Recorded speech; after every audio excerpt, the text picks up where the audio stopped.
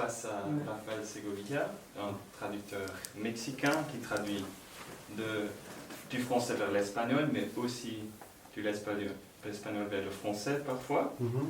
Et il a fait beaucoup de trucs dans sa vie. J'ai une liste très longue: critique, scénariste, metteur en scène, réalisateur, fonctionnaire, professeur et traducteur évidemment. Et il a été attaché culturel à Montréal, au Québec. Et ce qui est intéressant, parce que avant, quand on était dehors, il pleuvait, il y avait du soleil, il pleuvait, on parlait du temps. Évidemment, on parle du temps quand on se voit la première fois. Et il nous a dit, vous savez, quand j'étais au Québec, il a neigé au mois de juin, donc calmez-vous, tout va bien. Voilà. C'est ça. Et avec Raphaël, on repasse au classique un peu, après une parenthèse contemporaine. Parce que lui, il travaille sur Gérard de Nerval et son livre Aurélia ou le rêve et la vie, et il va nous en parler, il livre un extrait.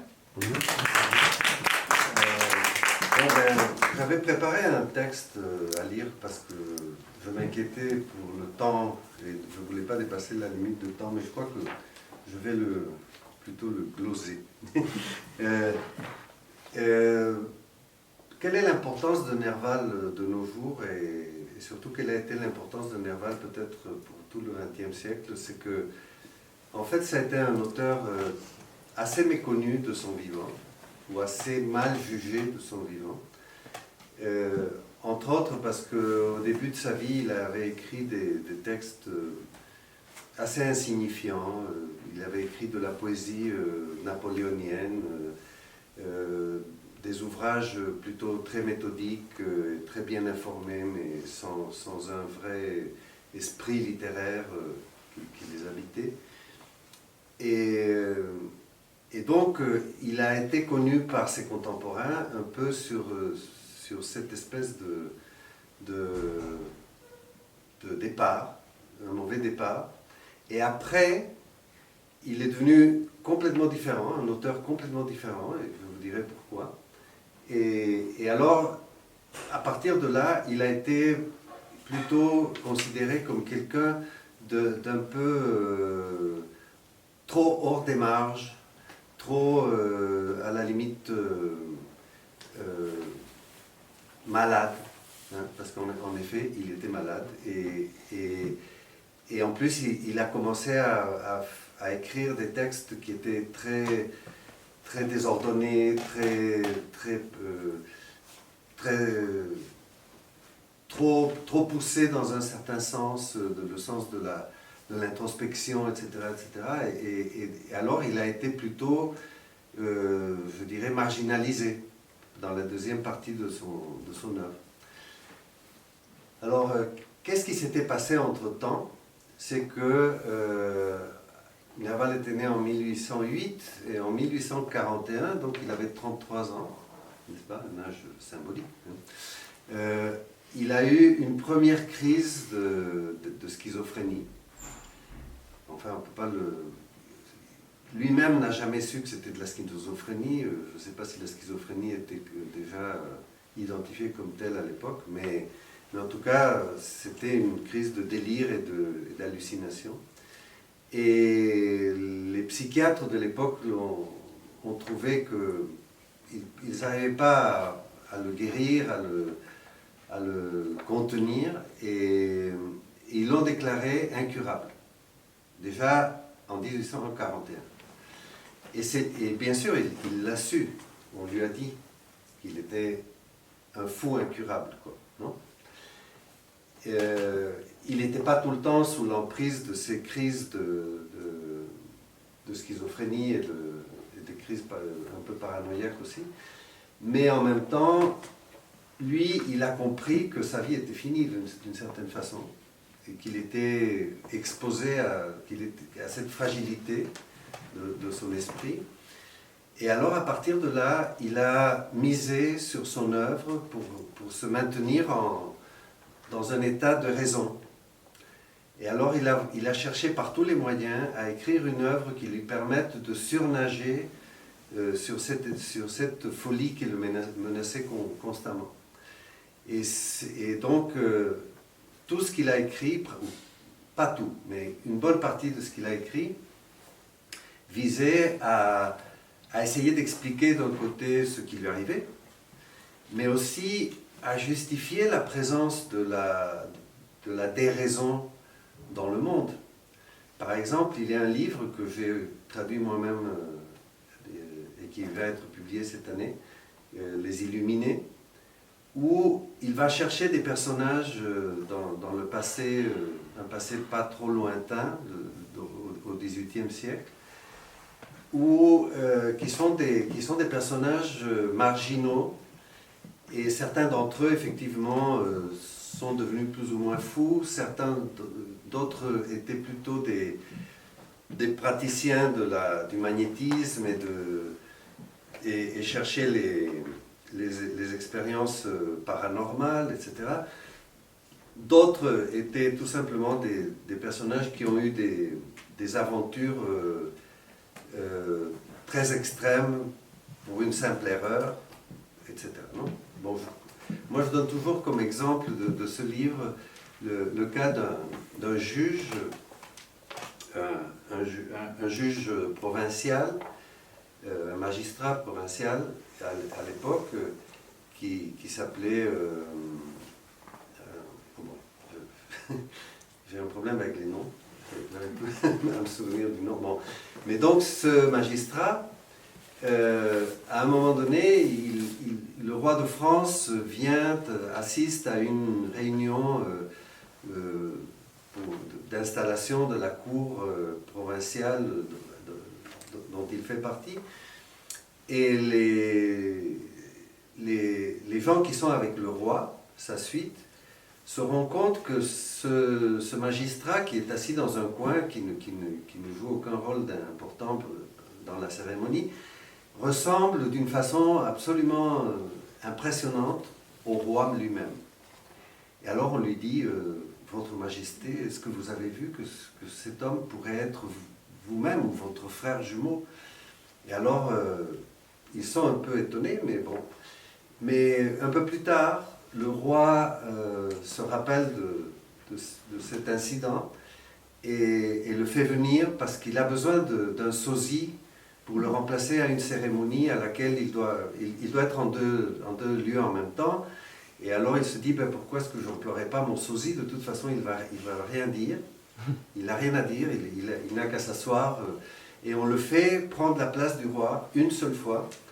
Mais ça déchaîne chez lui une espèce de délire où il commence à penser qu'en fait, il est peut-être en effet le frère jumeau du roi qui a été mis de côté à un moment donné.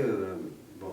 Et il commence à délirer, il commence à exiger des droits, etc., jusqu'au moment où il finit en prison, dans une geôle terrible, dans un des châteaux du roi quelque part, n'est-ce pas? Et sa vie est complètement détruite par cette espèce de mésentente, quoi. C'est vraiment une méprise, non? Alors, bon, ça c'est un exemple, mais bon, c'est un peu dans ce sens que Nerval cherchait à trouver des personnages qui, comme lui, étaient dans une espèce de fragilité mentale. Et en plus de ça, il a commencé à essayer de faire une espèce de recherche d'introspection sur lui-même qu'il écrivait dans ses romans. Alors il écrivait tout ce qui lui arrivait, tout ce qu'il sentait. Ses nouvelles sont devenues très autobiographiques de plus en plus, jusqu'à justement Aurélia.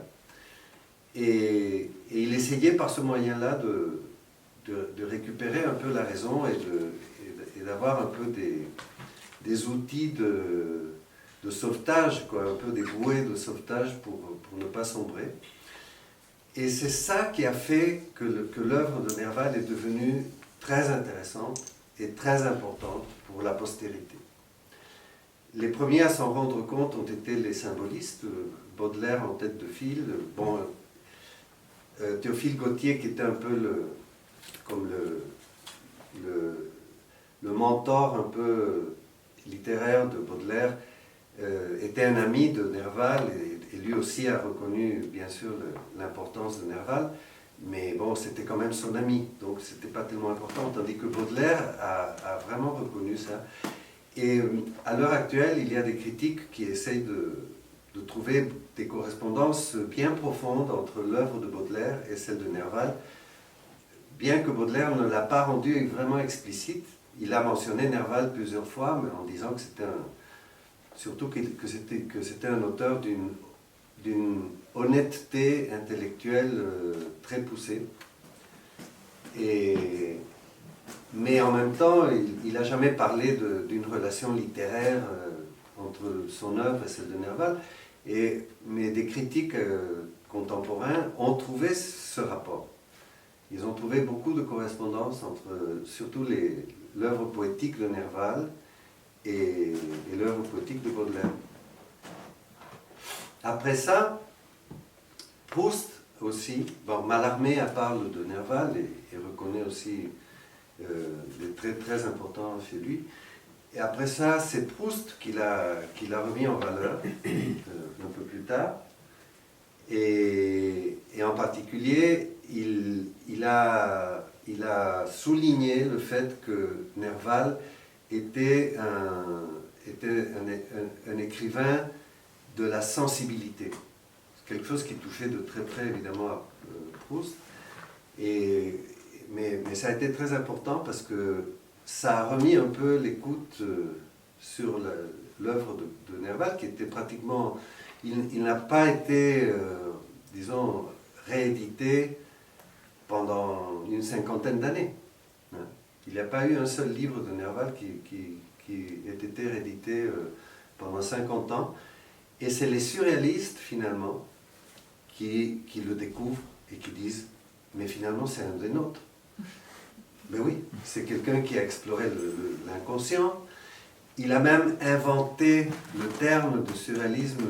Bon, lui, il l'appelait le surnaturalisme, mais finalement, c'était le même terme que cherchaient les surréalistes en essayant de définir leur idéologie, n'est-ce pas? Et alors, Breton, par exemple, bon, Breton en parle pratiquement toutes les conférences qu'a faites Breton devant un public, il parlait de Nerval. Il a repris la poésie de Nerval, il a lu très souvent Nerval en public. Enfin, pour lui, c'était quelqu'un de très très important. Et c'est à partir de là qu'il commence à être réédité, qu'on commence vraiment à faire attention à son œuvre et en faire l'objet de la critique, d'une critique savante. Il y a beaucoup d'ouvrages qui ont été écrits sur Nerval et effectivement il est devenu un classique. Mais en fait, bon, c'est un classique très particulier parce que ce qu'on pense, enfin l'idée actuelle, c'est que Nerval est vraiment le seul vrai romantique français. Romantique dans le sens du romantisme allemand, de Maurice Heine et de Hölderlin et même de Goethe, non? Parce que Nerval a été le seul qui a vraiment plongé dans ce monde, le monde de la magie, de l'au-delà, de l'après la mort, de comment on fait face à la mort, non? Donc c'est, pour beaucoup de critiques, le seul vrai surréaliste français. Surréaliste romantique français. Donc, bon, voilà l'importance de Nerval, et je crois que de nos jours, il continue à être très très important. Il a beaucoup de choses à manifester encore dans la littérature contemporaine. Mais bon, comment j'en suis venu à ce texte? Ça a été un peu parce que j'avais traduit il y a très longtemps Les Illuminés, justement. Et bon, ce livre n'a jamais été publié pour des raisons diverses. Ma traduction est restée dans un tiroir. Et alors, l'année dernière, j'ai vu qu'il y avait un concours qui s'ouvrait. C'était le premier concours interaméricain de traduction littéraire. le premier prix interaméricain de traduction littéraire. Et je me suis dit, bon, ben, j'ai ce livre-là, je crois qu'il a été bien traduit. J'ai fait une révision du texte et je l'ai envoyé et puis j'ai gagné le prix. Et, et alors, l'éditeur, lors de la remise des prix, me dit « Écoute, il faudrait que tu fasses encore du Nerval. » Et je dis « Oui, mais bon, il y a beaucoup de Nerval, qu'est-ce qu'on peut faire ?» et en plus, tout ce qui est vraiment intéressant de Nerval a déjà été traduit. Il me dit « Oui, mais pourquoi est-ce que tu ne referais pas une nouvelle traduction d'Aurélia ?» Je dis Aurélia, ça a été traduit au moins une quinzaine de fois. Il y a des traductions affreuses, il y a des traductions qui ont été faites par de grands poètes et de grands écrivains. Bon, il y a un peu de tout, mais bon, pourquoi faire une nouvelle traduction? Alors, bon, il me dit, ben cherche, il doit y avoir quelque chose d'intéressant là-dedans. Mais moi, j'ai envie de publier Aurélia. Bon, ok. Alors je m'y suis mis et j'ai commencé à explorer un peu, à creuser un peu dans l'histoire de la conception d'Aurélia. Et je me suis rendu compte qu'en fait, il y avait tout intérêt à faire une nouvelle traduction et surtout un travail qui ne serait pas précisément seulement la traduction, mais un peu plus poussé. Parce que, bon, Aurélia était le dernier texte écrit par Nerval. Et vraiment, c'était le moment où il se sentait le plus dans le naufrage, n'est-ce pas? Et il a vraiment cherché, à travers ce texte, à se sauver à tout prix. Parce qu'il sentait qu'il sombrait dans la folie. Alors, c'est un texte en plus où il reprend toute son histoire amoureuse depuis qu'il était adolescent, et où il avait eu un amour frustré, malheureux, avec une petite fille de son âge, enfin un peu plus âgée que lui. Mais depuis son adolescence, il avait cette espèce de figure de l'amour malheureux qui le poursuivait. Et tous ces amours, toutes ces approches de femmes dans la vie avaient été des échecs à cause de ça, parce qu'il avait reproduit ce modèle. Alors, il a essayé d'explorer à travers Aurélia le modèle de la femme qui lui manquait, d'un côté, mais aussi, il a essayé d'explorer ce qui lui arrivait du point de vue de la folie. C'est pour ça qu'Aurélia porte pour sous-titre Aurélia ou le rêve et la vie. Parce qu'il en était à un point où le rêve se mêlait de la vie et la vie se mêlait du rêve, et il n'arrivait plus à séparer les deux concepts. Non? Et qu'est-ce qui s'est passé à ce moment-là? C'est que, bon, il y a des gens qui disent, mais c'est pas vrai, qu'en fait, c'était son psychiatre qui lui avait demandé d'écrire ça. Mais c'est pas vrai. Enfin, moi, je pense pas du tout que ce soit ça. Il y a des opinions aussi qui appuient cette version. Mais en tout cas, il était en train d'essayer de se rattacher à ce texte pour ne pas sombrer. Et il fait publier la première partie du conte. On ne peut pas dire que c'est vraiment un roman, c'est plutôt une nouvelle assez longue. Et il fait publier ça, je crois, si je ne me trompe, le 9 janvier 1855. Et au mois de février, il se suicide. Et au moment où on le retrouve pendu d'une grille dans la rue de la Vieille Lanterne à Paris, il portait sur lui, dans la poche de son manteau, il portait la deuxième partie du manuscrit, qui n'était pas vraiment finalisée, qui arrivait jusqu'à la fin, c'est-à-dire le manuscrit était complet, mais il manquait des petits bouts à l'intérieur, il y avait des choses qui n'étaient pas très claires, il y avait des ratures, etc. Et donc le manuscrit est un manuscrit très incertain. Il a été repris par ses amis Alexandre Dumas et Théophile Gautier, et c'est eux qui sont plus ou moins occupés de le faire publier en entier comme livre. Et donc ils ont comblé les trous et probablement fait des corrections dont on ne sait pas très bien ce que c'était, non? Et en plus, on sait que Nerval était quelqu'un qui veillait beaucoup à la correction de ses textes et qui corrigeait ses textes 2, 3, 4, 5 fois. Il était absolument maniaque. Alors même une fois qu'ils étaient publiés, il faisait des corrections sur les épreuves, il renvoyait ça à l'éditeur, il lui demandait de faire une nouvelle édition parce qu'il n'était pas content.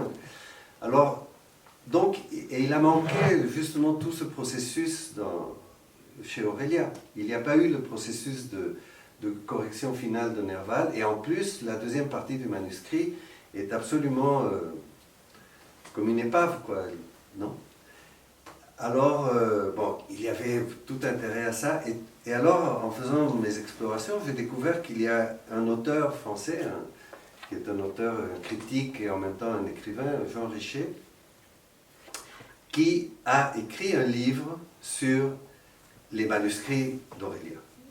Donc, il y a tout ce travail à faire. Et bon, pour finir, je vais simplement vous dire en quoi consiste le projet. Le projet consiste à faire une nouvelle traduction, mais une traduction qui sera une traduction comparée avec 2 ou 3 traductions qui ont déjà été faites en espagnol par ces grands auteurs dont je vous ai parlé. Et en même temps, une traduction qui analysera justement toutes les petites possibles versions et toutes les variantes qui peuvent se trouver dans les différents manuscrits, dans les corrections apportées par Nerval, etc., etc. Et donc de faire une espèce de traduction analytique. Moi je l'appelle une traduction analytique et comparée. Et c'est ça le projet.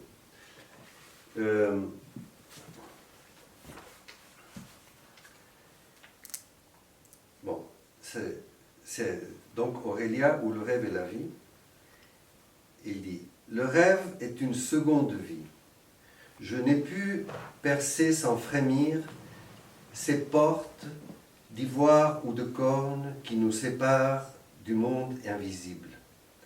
Les premiers instants du sommeil sont l'image de la mort. Un engourdissement nébuleux saisit notre pensée et nous ne pouvons déterminer l'instant précis où le moi, sous une autre forme, continue l'œuvre de l'existence. Continue l'œuvre de l'existence. Ça, c'est... Hein.